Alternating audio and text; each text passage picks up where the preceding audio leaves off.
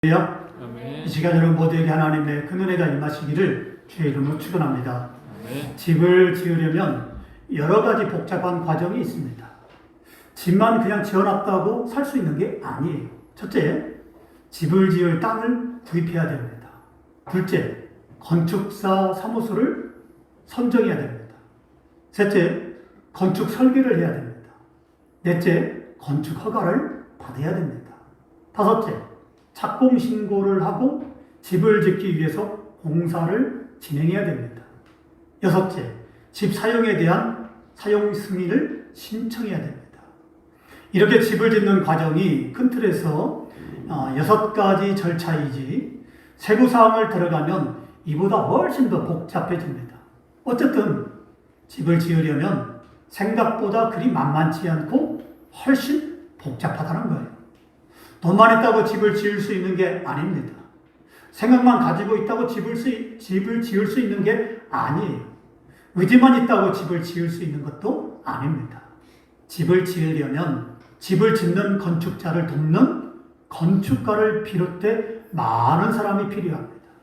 본문은 지혜로운 건축자라는 제목의 말씀이에요. 이 시간 우리는 본문을 통해서 누가 지혜로운 건축자이며 어떤 사람이 지혜로운 건축자인지를 깨달으며 은혜를 받고자 합니다. 본문 10절 말씀 보십시다. 내게 주신 하나님의 은혜를 따라 내가 지혜로운 건축자와 같이 터를 닦아두매 다른 이가 그 위에 세우나 그러나 각각 어떻게 그 위에 세울까를 조심할지니라. 여기서 지혜로운이라는 뜻은 헬라어로 소푸스인데 이 뜻은 현명한이라는 뜻입니다. 현명한이라는 뜻도 있지만 숙련된, 노련한이라는 뜻도 있습니다. 바울은 복음을 전하는데 아주 현명합니다. 노련하고 그리고 숙련된 사람입니다. 하지만 바울은 자신의 지혜가 아니라 하나님의 지혜로 고린도 교회를 기초를 놓았다라고 말하고 있습니다. 그렇습니다. 분명 바울은 현명하고 숙련되고 노련한 지혜로운 사람이지만 자신의 지혜로 고린도 교회를 세운 게 아니에요. 하나님의 은혜로, 하나님의 지혜로 고린도 교회에 기초를 놓았습니다. 그렇습니다. 바울은 분명 집을 많이 건축해 본 건축자처럼 아주 노련하고 뛰어난 복음의 건축자였습니다. 집을 지을 때 건축자가 모든 것을 주관하고 결정하는 것처럼 바울은 고린도 교회의 모든 것을 관여하고 다스릴 만한 권한이 있는 사람이었습니다. 자, 바울은 고린도 교회를 최초로 세운 사람이었습니다. 바울은 고린도 교회에 처음 복음을 전하여 복음의 기초를 세운 사람이었습니다. 고린도 교회는 바울이 제2차 전도 여행 때 고린도 교회에서 1년 반 동안 머물면서 고린도 교회를 세웠습니다. 고린도 교회가 있는 고린도는 그리스 남부 위치한 항구 도시로 당시 로마 제국의 중요한 도시 중에 하나였어요. 고린도 교회는 다양한 문화와 종교가 공존하는 도시였으며 도덕적으로 타락한 도시였습니다. 고린도 교회는 바울이 세운 교회 중 가장 큰 교회였고 성도 수가 가장 많았습니다. 그러나 고린도 교회는 많은 문제점이 있었습니다. 대표적인 문제점으로는 우상 숭배와 음해, 분열과 갈등, 지식과 지혜에 대한 집착, 이런 것으로 인해서 십자가의 복음을 제대로 이해하지 못했어요. 바울이 복음을 전해서 많은 사람이 모이고 성도 수가 많고 그래서 교회에는 사람들이 바글바글했지만 실상은 교회가 문제투성이었습니다. 왜냐? 믿음의 기초가 없어요. 십자가에 대한 그 하나님의 뜻을 바로 이해하지 못하고 있었어요. 그래서 여전히 고린도 교회에 우상이 많았는데 우상 숭배와 음행은 여전히 진행되어 있었고 그리고 분열과 갈등이 있었고 지식과 지혜, 철학적인 지식이 믿음을 덮어버렸습니다. 그러니 교회가 온통 문제투성이었어요. 특히 고린도 교회는 영지주의 이단들을 받아들여서 믿음의 혼선과 혼란이 많았던 교회였어요. 바울이 올바른 복음을 전하여 세운 고린도 교회가 잘못된 이단 영지주의자들이 가만히 들어와서 바울이 세운 터 위에 다른 집을 지으려고 그렇게 했습니다. 이에 바울은 본문 10절 상반절 말씀처럼 내게 주신 하나님의 은혜를 따라 내가 지혜로운 건축자와 같이 터를 닦아두었는데 그 뒤에 교회를 세우는 자는 조심해야 된다 라고 말하고 있습니다. 자, 왜냐하면 마지막 심판날의 사역자들이 하나님의 일을 감당한 것에 대한 평가가 있을 것이기 때문에 그렇습니다. 자, 이것은 우리 신앙생활도 마찬가지입니다. 우리에게 가장 두려운 것이 무엇일까요?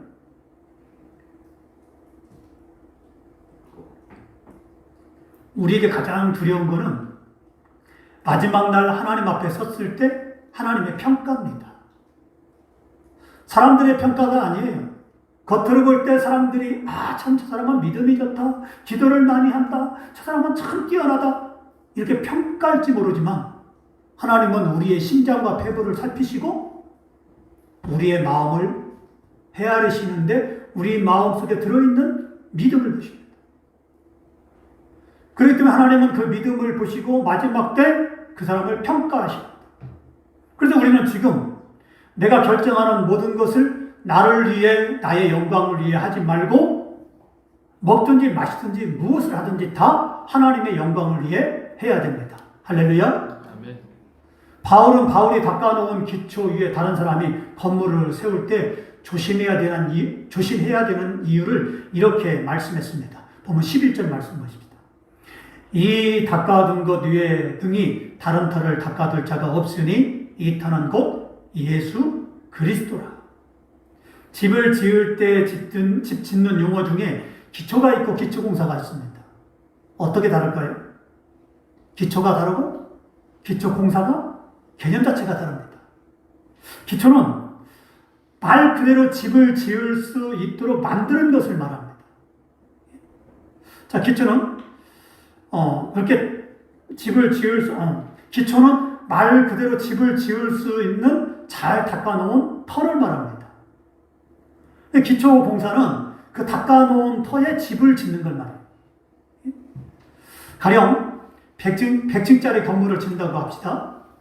그러면 지하를 깊이 파야 됩니다. 그리고 앙카를 박아야 됩니다. 그게 기초입니다. 그 다음에 이제 100층짜리 집을 지을 수 있도록 그 위에 이제는 세면으로 두껍게 해야 됩니다. 집을 지을 때도 마찬가지입니다. 시멘트 공사를 먼저 해줘야 됩니다. 자, 그렇게 튼튼하게 기초 공사를 한 후에 거기에 집을 짓기 시작하는 것입니다. 자, 기초를 다집니다. 우리가 집을 지을 때도 제가 어렸을 때 이렇게 초가집을 짓는 걸 보고 기와집을 짓는 걸 봤거든요. 어른들이 많이 모여가지고 뭐 이렇게 무거운 것을 그 끈으로 여러 사람이 사방팔방 이렇게 묶어가지고 거기서 들었다 놨다 합니다. 한 10대 명이 들었다 놨다 하게 되면 땅을 그렇게 다지는 거예요. 땅을 다지고도 몇 개월 동안 한참 놓아둡니다. 그럼 비가 오고 햇빛이 나고 하면서 땅이 이제는 단단해집니다. 그리고 나서 그 위에 또 이제 흙을 쌓고 거기에 또 다시 또 막 기초를 다집니다. 그렇게 기초를 높이 흙을 한 다음에 기초를 다진 다음에 그 다음에 이제 집을 짓기 시작합니다. 집을 짓는데 기초석을 넣죠. 돌 큰 걸 넣습니다.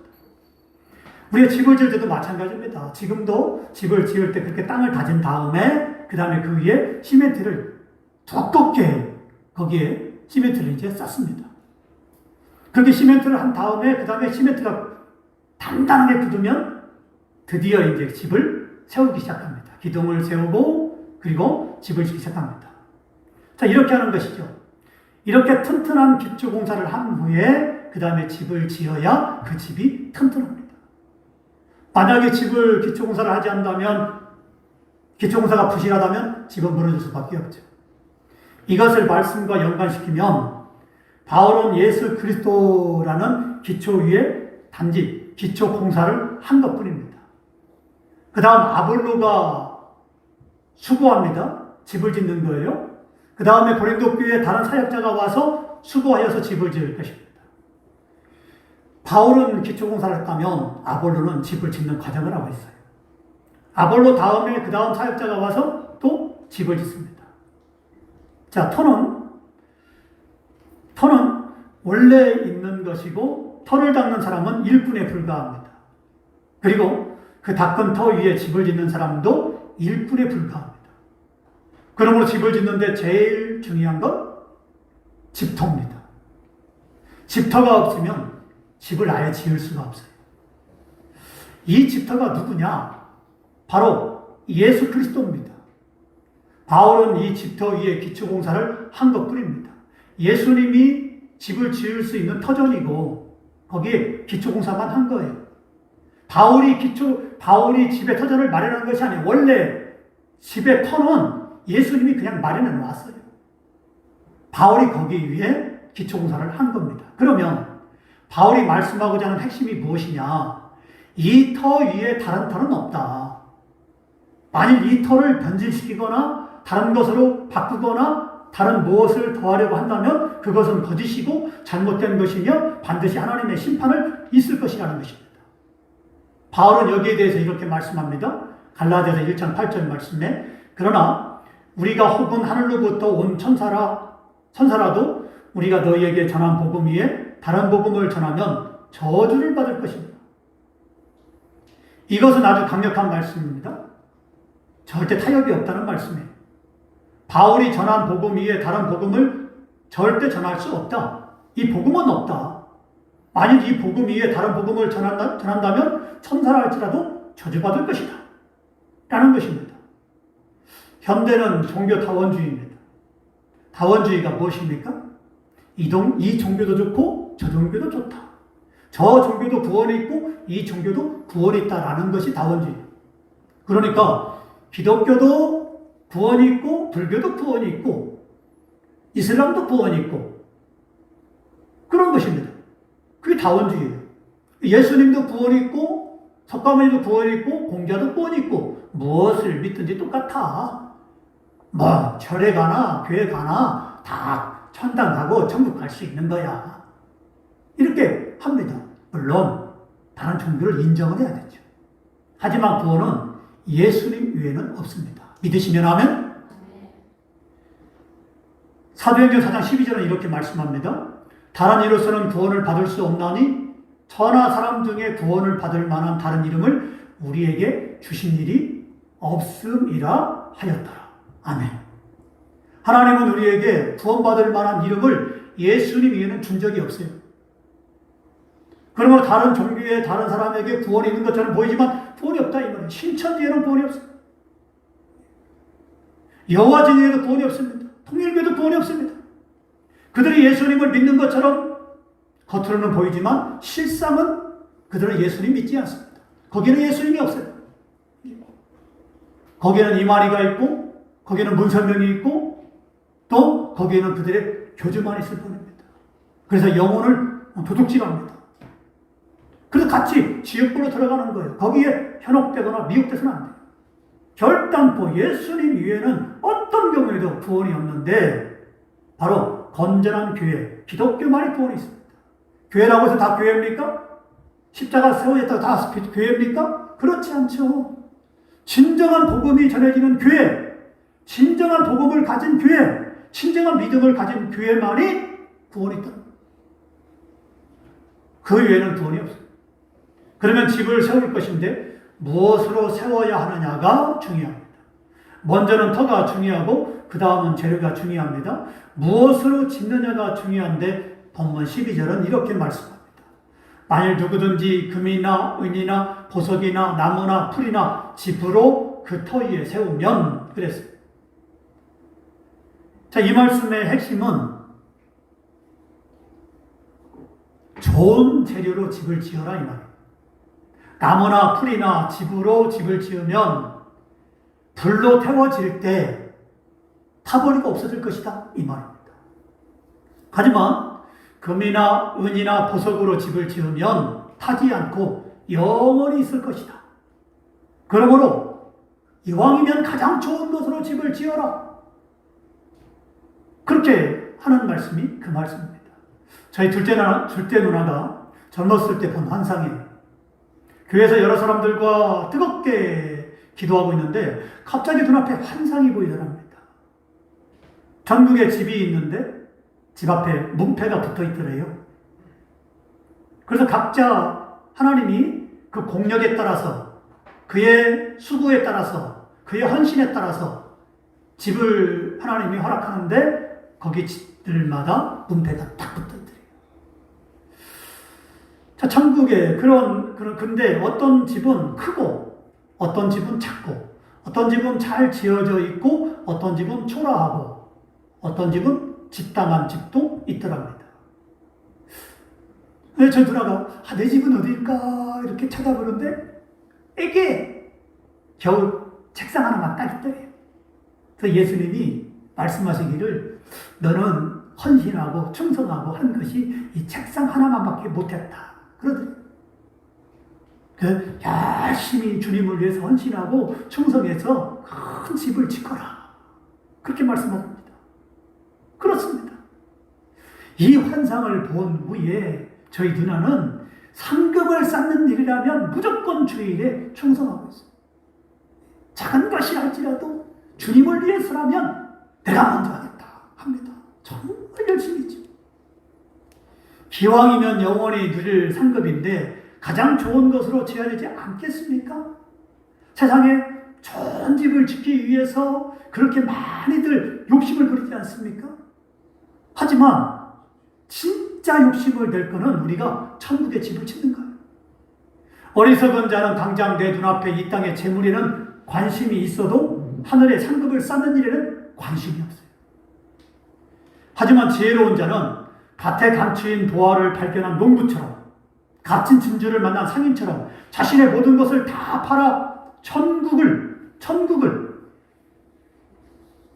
살 것입니다. 왜냐하면 이 천국에 내가 누릴 영원한 상급이 있기 때문에 그렇습니다.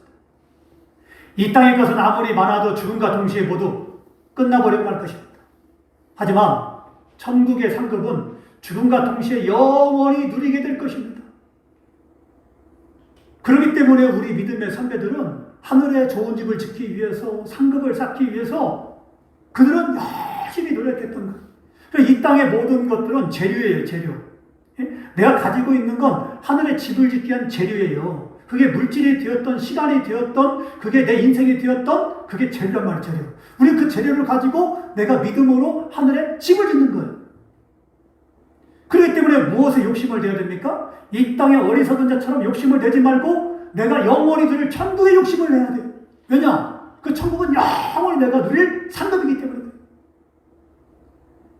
그렇기 때문에 이 땅에 욕심을 내지 말고 영원한 천국에 욕심을 내시기 바랍니다. 아무나 면류관을 받아 쓰는 게 아니에요. 저것 같다고 다 하나님, 예수님이 면류관을 씌워주지 않습니다. 그럼 누가 면류관을 씌움받을까요? 누가 하나님으로부터 면류관을 받았을까요? 주의 일에 죽도록 충성한 자만이 받아쓰게 될 것입니다. 계시록 2장 10절은 이렇게 말씀합니다. 내가 죽도록 충성하라. 그리하면 내가 생명의 관을 내게 주리라. 할렐루야. 누가 받는다고 그랬어요? 충성하는 자가 아니라 죽도록 충성하는 자. 그냥 충성이 아니에요. 죽도록 충성하는 자, 목숨을 걸고 주의 일을 감당하는 자. 하나님은 그런 자에게 면류관을 씌워주십니다.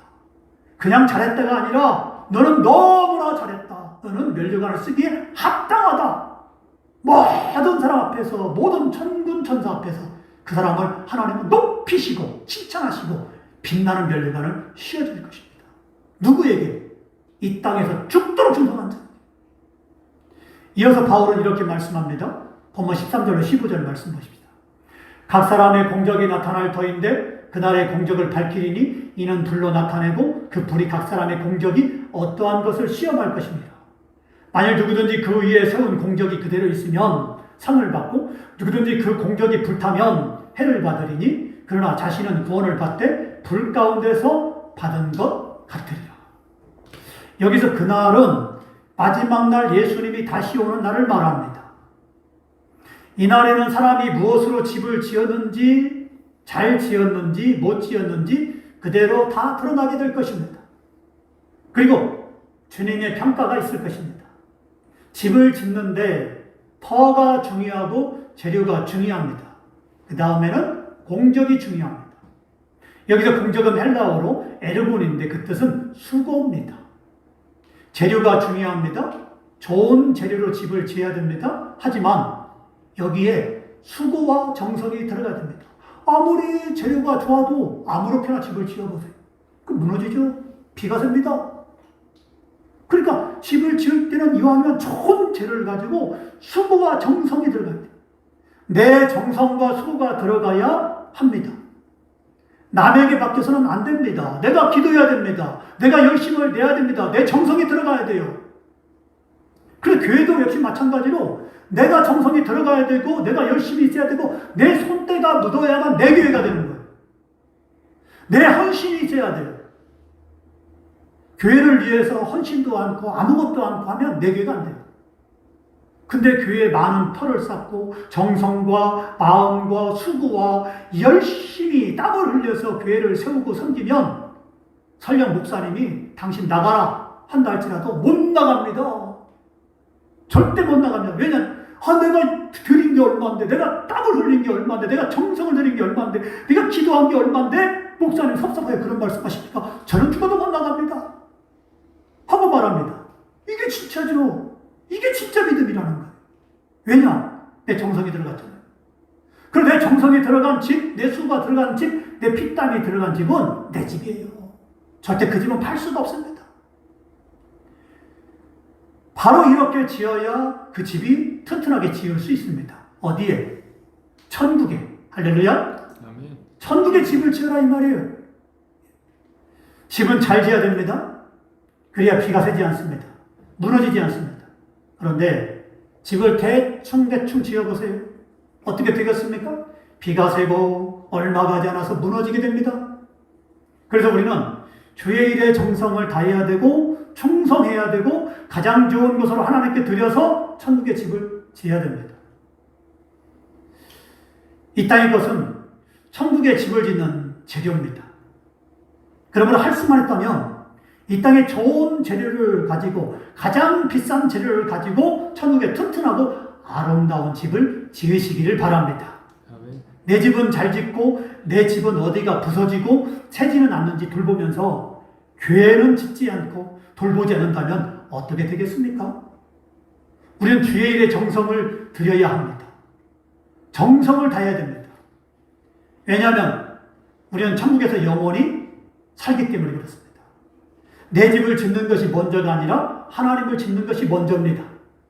먼저 주의 나라와 의를 구해야 됩니다. 나중에 분명히 하나님의 평가와 심판이 있을 것입니다. 그때 공적이 시원치 않으면 간신히 영혼 구원을 받았다 할지라도 불 가운데 구원받은 것처럼 부끄러운 구원을 받을 수밖에 없습니다.